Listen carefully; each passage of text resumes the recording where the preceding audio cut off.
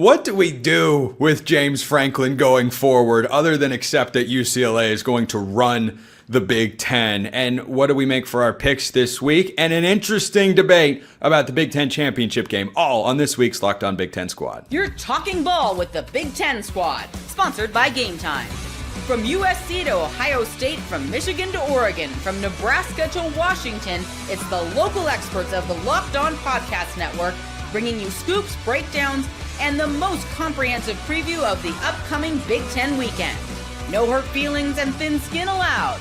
Squad up, you're part of the Big Ten Squad. Happy Thursday, everybody. Welcome to this week's Locked On Big Ten Squad. I'm Spencer McLaughlin, host of Locked On Ducks, your host for the week. My neutral arbiter counterpart, he's taking a break.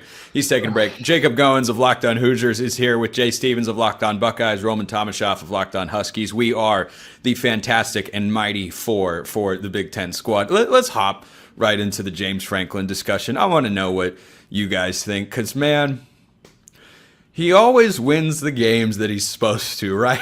And then he lost the most epically horrible game to lose. It gets worse by the day when you hear things like Jerry Neuheisel didn't know how to work the headset. They had 2 days to install a game plan. He got a new one though, Spencer. He's fine. He got a new headset. He got the new headset. He's good to go. He'd never called plays before, and Penn State, that has enough talent to win a national championship, lost that football game. Goins, you take the floor. I'll start throwing shade your way later in the show. Yeah, I thought it was funny that you started this segment with "we are," and then you started talking the Big Ten Squad. I thought that was kind of funny, but I didn't even hear that. I thought it was. You could have claimed that you did it on purpose. Dang it, I should have. If you were to look at the Penn State schedule preseason, taking their week non-conference schedule, imagine playing 3 crappy teams to start your season. If you were to look at the Big Ten schedule before the year for Penn State and handpick a team that you just absolutely can't lose to, most people would say Northwestern, right? But then by the time you get to the game where UCLA is 0-4, they fired their head coach, they cleaned house completely, and you still lost the game, this is the worst possible thing that could have happened. UCLA lost to Northwestern. Yeah, exactly. That sums it up perfectly. This was a situation you just cannot have it. And they're done. They're done. Penn State is done. James Franklin is done. Clean it out. Pay him the money. Get him out of town. And let's move on from this disaster that is James Franklin in Unhappy Valley. You got $50 million lying around, Goins? You going to make a charitable donation? If you do, call me, please. I got some investments to run by you. Yeah, no, I know, but somebody there does, because how do you bounce back from this? That's my question, is how do you bounce back from this? God forbid they lose to Northwestern. Speak of the Devils, Northwestern this weekend. I don't know, man. What a disaster. Yeah, if you do have that money, Jacob, I've got a great business opportunity regarding a bridge in Brooklyn that is available for purchase. And I would like Hoosiers going well, man. I would like to speak to you about that later on the show. Jay Stevens, what do you make of James Franklin showing again he's not ready for the big time?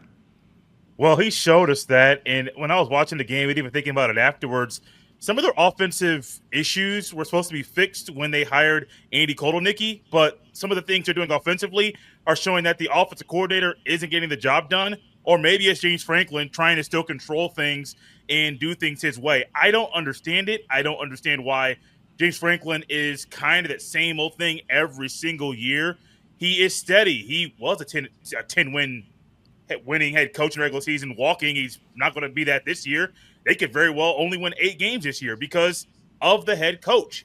I also don't like Drew Aller. I think he's supposed to be better this year. He's showing that he is still the same guy, kind of like his head coach. His head coach is the same. The quarterback is the same. They're not getting better. I don't know. I mean, James Franklin's a guy. I'm sure there's a booster out there somewhere that has $50 million to dump over to get him up out of town. I heard someone recently donated $80 million to a school, and so I know people got the money. I'm just not sure if they want to do that now, because 10-2, as we know, Ohio State was 10-2 last year. They won the national championship. I'm not saying Penn State is going to do that, but 10-2 can't get them in the playoff. Yeah, it could. 10-2. If they win at Ohio State and they beat Indiana, I think it would get them into the college football playoff. I really do. By the way, if someone does donate that much money to Penn State just to remove James Franklin, get ready for Roman and all the Husky fans to be really upset about it from afar. Anyway, Roman, go ahead. All right, that certainly wasn't where I thought we were going with this. Why would it be upset? It's called the element of surprise, pal. The element of surprise. I forgot it's not neutral arbiter of college football. Not today, no. That's definitely on me. But this was one of those things where Washington was playing at the same time as I was sitting there pulling my hair out during the 20-0 deficit against Maryland. I kept checking the score. I was like, wait, hold on, it's what? The score is what? At least, there was like a sellout crowd and they could blame it on the hostile environment of the Rose Bowl, right? Like that's something that you'd be like, oh, we're going to adjust to that after. No, I'm totally kidding. This is ridiculous, man. It's so sad that it's gotten to this point where we all knew that James Franklin was a guy who couldn't get over the hump and couldn't win the big game. But to do that with this roster against this messy UCLA team, Spencer, you say, oh yeah, hey, or Jacob, you said that they lost to Northwestern. They lost to New Mexico. Like this UCLA team. They didn't. Oh no, they didn't lose to New Mexico. They were housed by the Lobos. They got pummeled. They got housed. New Mexico. This is sad. We all sat on this show several months ago. We're like, oh, the over/under for Penn State's win total is 10.5 this season. Yeah, I'm going to take the over. I'll take the over. I'm pretty sure if you go back and check that, most, if not all of us did. This is ridiculous. Like, this team should be in the Big Ten championship. That's what level of talent they have, and there is nowhere else to point the finger but at James Franklin. I don't think they just have that talent. This is a national championship caliber roster. You put a better head coach into that spot, and they are undefeated right now. Now, it is worth noting they were literally one play away from beating Oregon, and if they do that, I don't think they go and lose to UCLA. But that kind of makes my point, right? As we look at Oregon as national title contender, top 3 team in college football right now, and Penn State is one play. Oh, I'm sorry, Roman. Did facts upset you? That's standard operating procedure. What was that? No, Indiana's going to win this weekend. Yeah, we'll talk about that. We'll talk about that in the next segment. But they're one play from beating Oregon. Why? Because that's the caliber roster they have. Like I feel bad for Penn State fans at this point. I do, because let's wrap this segment going around like this. If Penn State misses the playoff this year and they're 9-3, let's say they lose to Ohio State, somehow find a way to beat Indiana, which I don't know if I would predict right now. If they were to do that but miss the playoff, is James Franklin the head coach next year? I think he is. Unfortunately, because of the money factor, he probably is. But to Jay's point, if you have somebody who can donate $50 million to Stanford, somebody could donate $50 million to Penn State to buy him out. You're just going to have to take a really rich person and a really upset person to do so. But yeah, he would probably be this head coach still in that situation. You realize how much money $50 million, man? To give away, to donate, to say, here, spend this. Do whatever you want with it. Yeah. That's a lot of money. It's not even, like Cody Campbell at Texas Tech who's giving money to get players and keep them around and build a rock. No, it's $50 million to start over. Jay, that's a big chunk of change. It's a big chunk of change, and I do think he's there next year. Even though the standard at Penn State, from what James Franklin has set, is not 9-3, you're probably not going to get a coach. Like, what coach could they get that's better than him? That's willing to leave their current job to go there. I even recently heard Bill Belichick. What's that? Bill Belichick's going to buy himself out. He could. No, I think he's still there. I do. And then probably after next year, he's gone, because you're going to have a new quarterback. You're going to have basically a whole new starting lineup on both sides of the ball. And 9-3 this year could be 7-5 next year. It might depend on who they get at quarterback. I don't think it's crazy to think they could upgrade a quarterback going into next year. Wonder if Bo Perbilo will hit the portal. Roman, you want to wrap this one up? Yeah. He looks good. There is no reason that he should be there, but I agree that he will. And it's not just the money. I feel like you're going to give him some kind of leash. Like, does he deserve it? I don't think so, but I think there is a long enough track record of, we can give this guy one more season and see what happens. And the buyout does continue to drop. And then all of a sudden the money does come into play a year, maybe 2 years down the line. Yeah.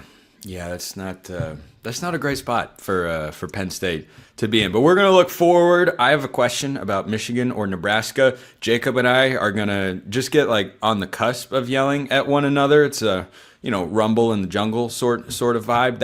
That is all coming up next here on the Locked On Big Ten Squad. First, this episode brought to you by our friends at SupplyHouse. When the whistle blows on a new repair, get your crew moving forward with SupplyHouse. Order today and see parts on your doorstep tomorrow. Over 280,000 plumbing, HVAC, and electrical items from the most trusted brands in the business. Their real-time inventory and honest lead times keep you from punting projects, while their industry-leading customer service always has your blind side covered. If you need parts fast for a project, SupplyHouse has next day delivery. You talk about a game changer, SupplyHouse is just that. Join the free Trademaster program today and score serious perks like priority shipping, lower prices, and a dedicated support line. Visit supplyhouse.com to sign up for free and use promo code SHCollege5 for 5% off your first order. That's supplyhouse.com. Real people, real service. And FanDuel's got real odds on real games. The NFL season is here, and FanDuel has an offer you don't want to miss. Right now, new customers can bet just $5 and get $300 in bonus bets if you win. That's right. You pick a bet, you put down $5, and if it hits, you'll unlock $300 in bonus bets to use across the app. And all the games that we're going to talk about later on today's show, lines, of course, provided by FanDuel. If you think you know what's going to happen better than some of us do, our picks are up and down, maybe some more than others, then FanDuel is the place to go. You have got point spreads, money line, over-unders, prop bets. It's all over there. Check them out. What are you waiting for? Visit FanDuel.com to download the FanDuel app today and get started. Check them out at FanDuel.com. All right, before we get to Oregon, Indiana, the game of the week in the Big Ten and in college football, I wanted to throw this one out there at you guys. Who's more likely to make the Big Ten championship game, Michigan or Nebraska? Big Ten championship game. Just make the Big Ten championship game. Option C, neither. Is that a possibility? No, I want to go with. No, I want this contrast. I know Michigan's got the head-to-head. You can look at that, but Michigan has a tougher schedule than what Nebraska has going forward, and the Cornhuskers have only lost the one game, and they're a solid team. I'm just saying, who's more likely? Who's more likely? I'll go with Michigan just because of their run game and their defense. And look, Nebraska still has a tough game at Maryland. They still have what is now apparently a tough game with UCLA, right? They do have to go to Penn State, which who knows if that's a tough game. I mean, Oregon won there, so anybody can. So I don't think that Nebraska is a team that you should be overlooking and just kind of move on from. But I think Michigan's just more talented and honestly probably better coached at this point. So if I had to pick a team to continue to stay hot, I'll pick the Michigan Wolverines, but I don't like them to make it that far either. Jay? I don't like this at all. Because Ohio State's lost to Michigan 4 years in a row. That still haunts me every day. And I think Ohio State snaps that streak this year and gets back on top of the rivalry. But they don't look that good. Like, they really don't. I know the running game and their defense is solid, but they don't have enough weapons to, I think, win out the rest of the way for Nebraska. I don't really think they're good enough either. So I hate this question. I really do. I like you, Spencer. This is horrible. I don't know why in your twisted brain you put this together for us to talk about here on this show, because it doesn't make any sense. The only thing that's in Michigan's favor is they play Ohio State. I think Nebraska may play Ohio. No, they don't. They don't play Ohio State this year. No, nope. So maybe. That's why it's interesting. Michigan's got to play Washington. Michigan's got to play Ohio State. At USC this week. They've got to play at USC. They could very easily lose this week. But I just sort of, by the way, Roman, you'll appreciate this nugget. Speaking of weird ways in which my brain works, Nebraska's traveling to Maryland as a 6.5-point favorite. What could possibly go wrong, right? Nothing could ever go wrong. I was going to complain about not being able to mention Washington until right now. So thank you for saying that, Spencer. You're welcome. But I also hate this question.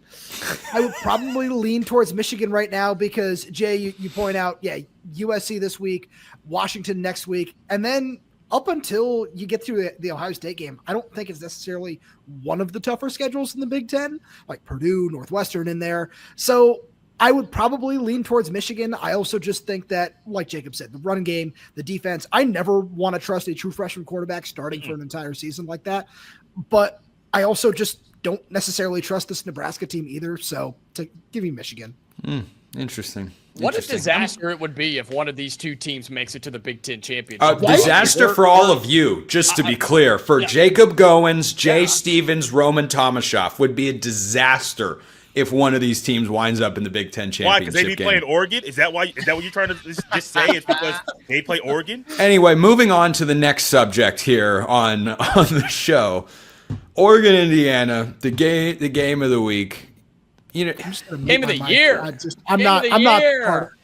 No, Roman's out. Roman, you don't want to. I want you two to yell at each other, and I'm not going to interrupt. No, we wouldn't yell at each other. We would sternly state our point of view in the game. Like, we've been called kind already this week by. We have. That's true. We had a comment about that. I think we should change that. Goins. Indiana is a bunch of small weaklings who are going to lose by 30 on Thursday. Thursday? Yeah, no, they're not. I do think Oregon wins the game. On Saturday, you mean? Thursday. But gosh, are we starting right now? We're jumping into. Let's jump into it. You hear that, Indiana folks? Oregon is so scared of this game. They're ready to play right now and get it over with and move on because they're so worried about Indiana that they can't even focus. They can't even think straight. Kurt Cignetti is in their minds. Oh, it's rent free. I think Oregon's paying him to stay in their house. That's what's happening here. No, this is an awesome game, right? I mean, Indiana, you're going into one of the biggest games in your program history. Think about that. You're playing in a top 10 game on the road. College Game Day finally made the right decision and going to go and watch the Hoosiers. Now they're, of course, going to Eugene, but that's okay. Yeah, we all know who they're really there to watch. Yeah, Kurt Cignetti, it's okay. Yeah. And this is one of the biggest games in program history. And for Indiana folks, I know some of you can't understand this because you've been there, done that, but this is a big deal. And if Indiana can show up and play well and perform on the national stage and hopefully earn some of that respect that people – refuse to give for Kurt Cignetti and the Hoosiers, I think a lot of people would be happy with that, on top of course, beating Oregon by, 56 or so. Yeah, that seems incredibly likely, very possible. On a serious note, I think that there is more at stake for Kurt Cignetti than Dan Lanning in this spot. Not that a loss wouldn't draw criticism because Oregon is at home, ranked higher, the favorite, and all that sort of stuff, and Oregon should be able to win the football game, and I believe that they will. But, a win for Oregon is not nearly as impactful as a win for Indiana. Like, I am not someone that throws dirt on their win over Illinois. A lot of people have. There was literally a piece on ESPN the next day saying, Indiana hasn't really beaten anyone. I'm like, they just took a top 10 team to the woodshed. What are we doing, guys? What are we doing? So I'm someone who in my top 25 has had Indiana in the top 5 ever since that particular win. So on a serious note, I think the opportunity for Indiana is awesome. On a, we'll call it less serious note, Jacob, do you understand the nightmares that Autzen Stadium can instill? Oh, Damon Williams just got sacked again at Autzen. That's something, man. Isn't that incredible? Isn't that incredible? I can't believe that they sacked him again. You really think Kurt Cignetti of all coaches are going to let his team be rattled in this environment? Jacob, the dude's what's your 108 years old? He's been around college football forever, man. He is the GOAT. Have you Jacob, have you ever had on a warm summer day a really nice freshly made peach pie? Have you ever had that before? I mean, I'm not a peach fan, but sure. Oh, that's too bad. Peach pie is phenomenal and the best type of pie, followed by pecan. I would like to introduce you and the Indiana fans to humble pie. Wow, good one. Humble pie is going to be served at Autzen Stadium for about 60 minutes of game time. Roman can't take it. No, I've never had a piece of peach pie on a summer day, but you know what I do on a summer day? I rip a cig, and that's what's happening. Kurt Cignetti coming That's to not town, good for your health. Done. Bad for your health. Yeah, it's bad Very for bad. Oregon. Bad for Oregon fans too, baby. Here we come. Okay. All right. Jay and Roman, if you'd like to weigh in on the game of the week, you can. Or we can just keep lobbing metaphors at each other. Either way, I'm good. Jay wants to tell the world why Indiana's about to win this football.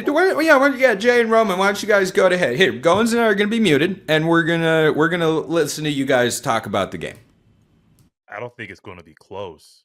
I think Oregon has this one in the bag. Gosh, Jay, you were the man. I knew you were the best. Shut up, Spencer.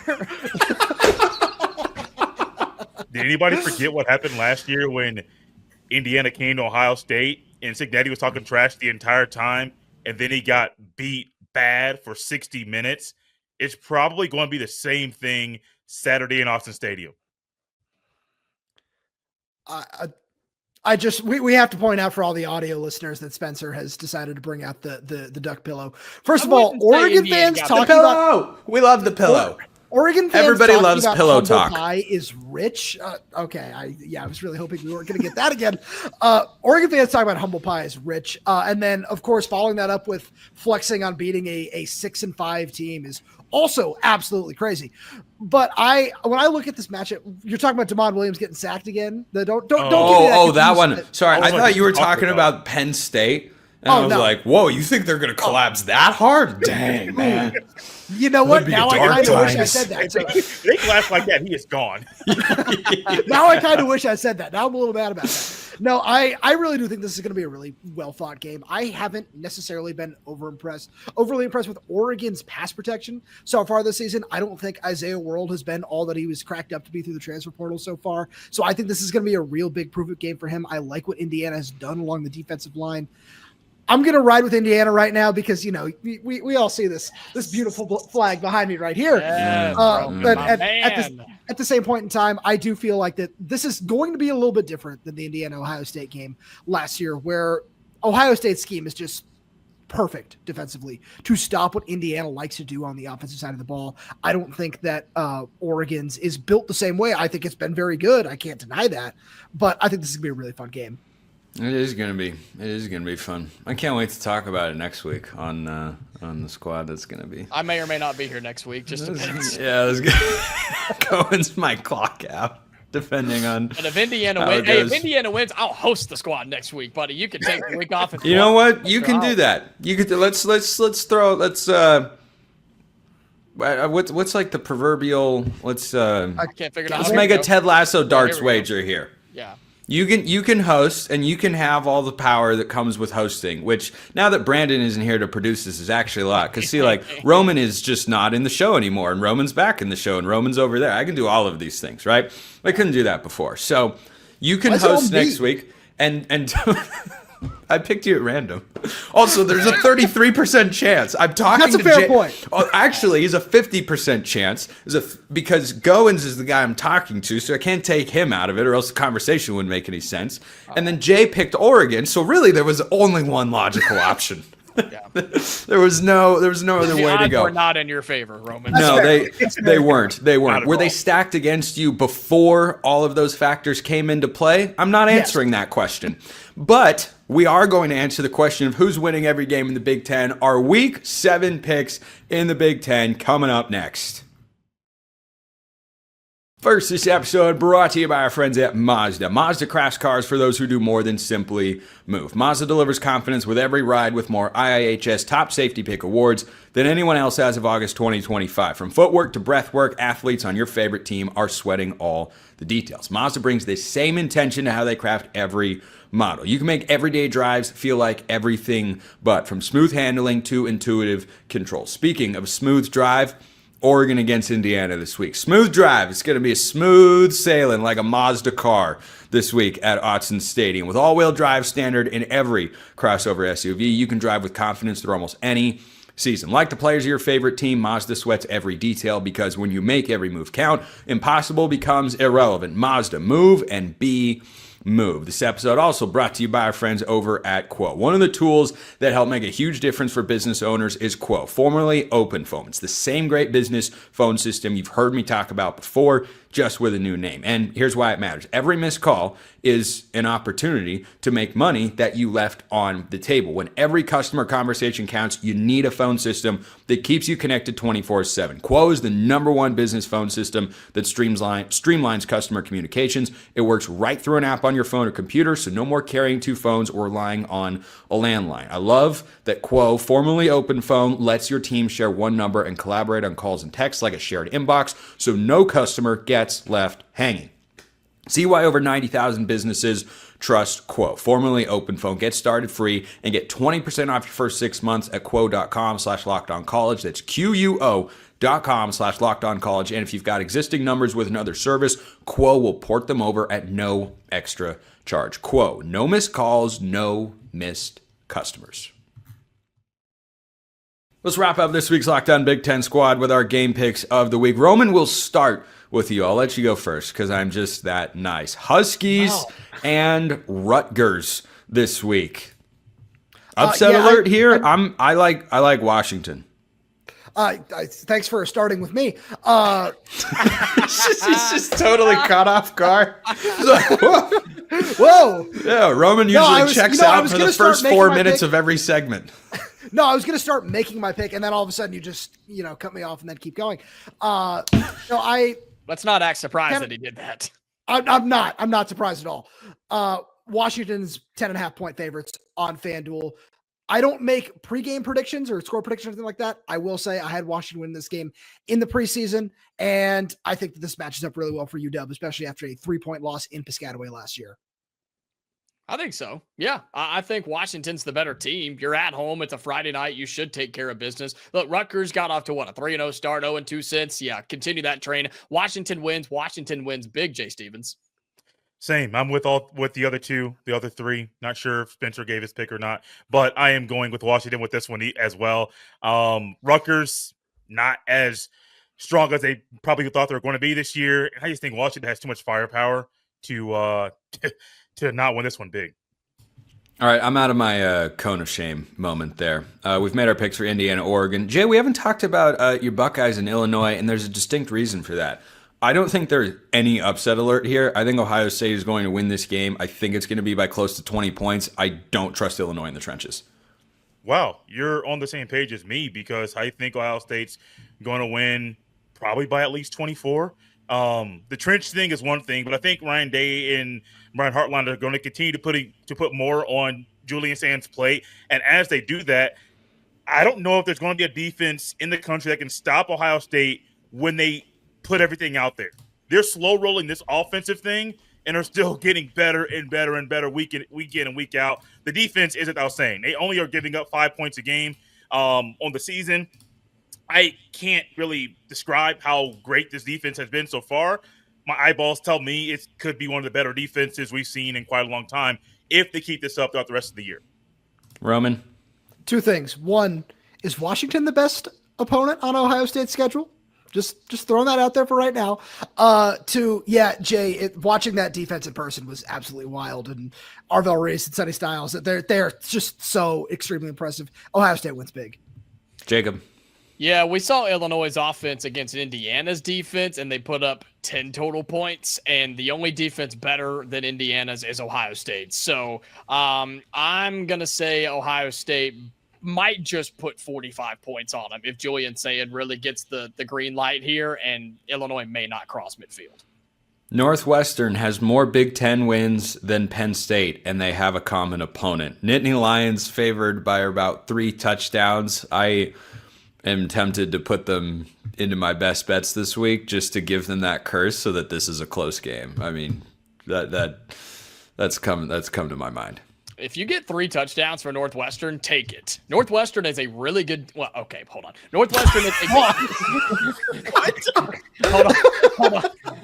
I stopped myself. I corrected it. I stopped myself.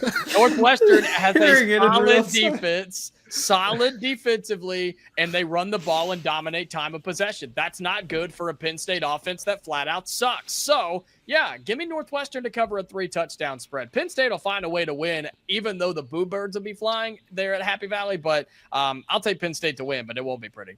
Jacob just tuck ruled his comment about Northwestern. It was a catch, maybe not a catch. Fumble. Let's go to the review booth. We'll be back in 20 minutes. Yeah, give me Tony Pereira. Give me Mike Pereira. I need his insight. Jay, can Northwestern shock Penn State? I mean, they can. I mean, anything's possible. We saw what UCLA did last week. I think Penn State wins this one. I don't think there's a way for Penn State to lose. I mean, there is a way. I would be shocked. More shocked than I was last week when UCLA won. I'll be shocked if they lose this game. because then there's a scenario where James Franklin doesn't coach the following week. In that $50 million buyout, they find a way to make that thing happen. I got Penn State winning this one. I don't think they cover the spread, but they'll get the W. Roman? I'll take Penn State to cover. I just think there might be a revenge factor here. And, solid Northwestern defense. There's certainly something to be said for that. Right. I think that there's going to be some kind of try to get right, and I think Penn State's got the opportunity to do that. All right, rapid fire picks to end today's show. UCLA goes at Michigan State. I think the Spartans humble the Bruins here. I do too. I like Aiden Childs. I think offensively Michigan State's getting better and better. If they can stop somebody, they'll win, and I think they do this weekend. Give me Sparty. Roman? Michigan State. How about Nebraska and Maryland? Anyone think there's a revenge factor for the Terrapins here? I like Nebraska. I like Maryland. I got Maryland. Whoa.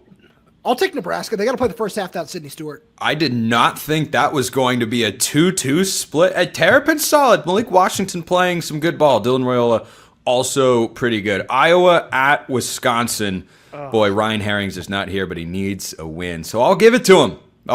Badgers, first Big Ten win. Nah, Iowa will win 8-6. That was good. Iowa. I'll take Iowa. With so much confidence, you guys are just Wisconsin it is. I guess, yeah, okay. Purdue at Minnesota. We're all going to take Minnesota to win the game, right? Yeah. All right, we'll close. I'm taking Purdue, guys. Oh, whoa. I know. I think Purdue is playing big boy football. Now, they're only playing Minnesota, and I'm not too worried about that, but I am. I'm picking Purdue to win. As much as my fans and people may hate me for it, I think Purdue, from just a generic football standpoint, I think Purdue's the better team. I think they win. Roman. This is certainly a football game, but no, I'll take This is one of the football games of all time. We wrap with a much more exciting game. How about this one? Unranked USC favored over 15th ranked Michigan. Long road trip. Wolverines trying to stay unbeaten in Big Ten conference play. Lincoln Riley needs to win this one to cleanse the palate of what happened last year against the Wolverines when they lost on basically the last play of the game. I think USC gets it done at home. I'll take them to win, cover 24-20. This game should be fun. And my answer to the previous question in the previous segment was Michigan to make it to a Big Ten championship over Nebraska. I don't think either one does. So I'll take USC. Even though running the ball and defense travels, I think USC will find a way to win. Jay. Oh, USC. And I don't even like Lincoln Riley. I just like him more than I like Sharon Moore. Give me USC in this one, probably about 10 points. Roman, wrap it up. I'm not sold on USC's defense. Give me Michigan. Not sold. You hear that, Trojan fans? They call that bulletin board material. Jacob Goins, Locked On Hoosiers. Jay Stevens, Locked On Buckeyes. Roman Tomashoff, Locked On Huskies. I'm Spencer McLaughlin, Locked On Ducks. That is it for this week's Locked On Big Ten Squad. Appreciate everyone listening. We will see you next time, and until then, hope you all have a wonderful rest of your day.